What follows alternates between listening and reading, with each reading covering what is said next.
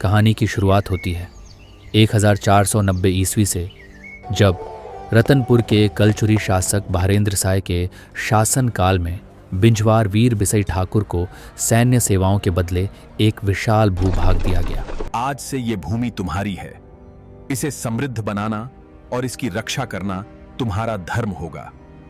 यही आगे चलकर सोना खान जमींदारी कहलाया। सन 1818 में अंग्रेजों ने छत्तीसगढ़ पर अपना नियंत्रण जमाया। हालांकि उस समय छत्तीसगढ़ राज्य अलग नहीं हुआ था। सन 1819 में रामसाय के नेतृत्व में यहाँ विद्रोह भड़का, लेकिन अंग्रेज अधिकारी कैप्टन मैक्सन ने उसे बेरहमी से कुचल दिया। पर विद्रोह की चिंगारी दबकर भी जलती रही। अंग्रेज हमारी धरती छीन रहे हैं।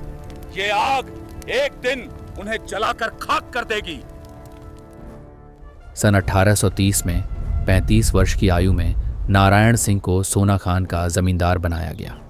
यही आगे चलकर बने छत्तीसगढ़ के अमर सेनानी वीर नारायण सिंह। सन 1856 अकाल ने चारों ओर तबाही मचा दी। लोग भूख से मरने लगे। गांव की आंखों में सिर्फ सवाल था, अब जिए तो कैसे? मालिक, बच्चे भूख से रोते रोते सो जाते हैं। अब और नहीं सही जाती ये भूखमरी। मेरी जनता भूखी रहे और गोदाम अनाज से भरे रहें। नहीं, अब अनाज जनता का हक है। वीर नारायण सिंह ने कसडोल के अंतर्गत क्रोध गांव के व्यापारी माखनलाल बनिया के गोदाम से अनाज लूटकर जनता में बांटा। जनता की आंखों में पहली बार भूख की जगह उम्मीद चमकी।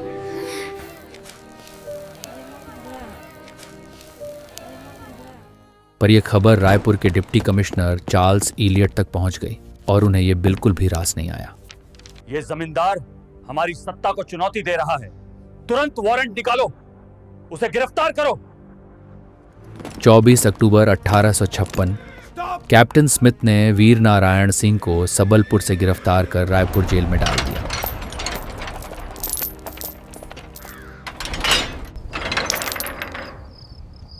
दस महीने 4 दिन बाद 28 अगस्त 1857 को तीसरे रेजिमेंट के भारतीय सैनिकों ने उन्हें स्वतंत्रता का प्रतीक मानकर जेल से छुड़ा लिया।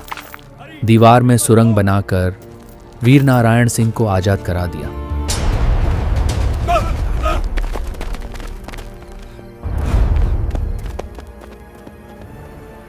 मालिक, अब आप बाहर हैं। जनता को आपका नेतृत्व चाहिए। अब अंग्रेज बौखला गए। वो कहीं छिपा नहीं सकता खुद को।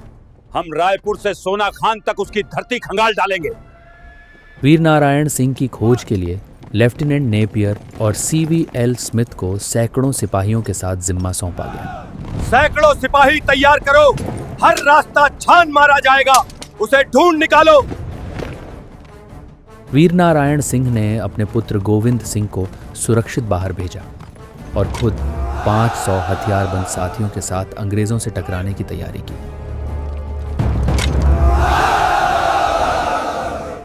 आज से हमारी हर सांस आजादी के लिए होगी। हमारा हर कदम इस धरती की रक्षा के लिए होगा। जला दो। लेकिन अंग्रेज सेना ने सोना खान गांव को आग के हवाले कर दिया। गांव धधक उठा, लोगों की चीखें गूंज उठी। गांव जल सकता है, घर राख हो सकते हैं, लेकिन हमारी आत्मा कभी अंग्रेजों की गुलाम नहीं होगी। जला दो। भागो, मेरी मदद करो।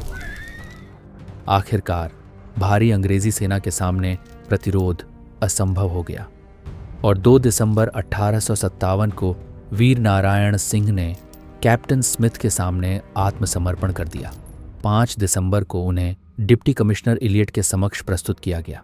10 दिसंबर 1857 रायपुर का जयस्तंभ चौक, हजारों लोग जमा थे। अंग्रेज अधिकारी आदेश पढ़ते हैं, इस न्यायालय के द्वारा आपको दंडित किया जाएगा। मुझे मार सकते हो, लेकिन मेरी आत्मा हर हिंदुस्तानी के दिल में हमेशा जिंदा रहेगी। यह बलिदान व्यर्थ नहीं जाएगा।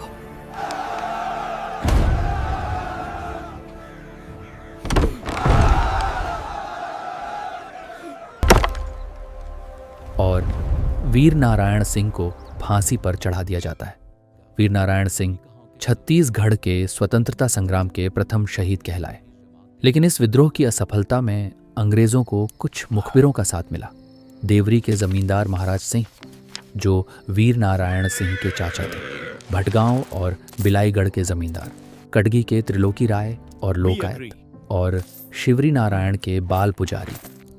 भारतीय हमें नहीं हराएंगे, उनके अपने ही लोग हमारी ढाल बनेंगे।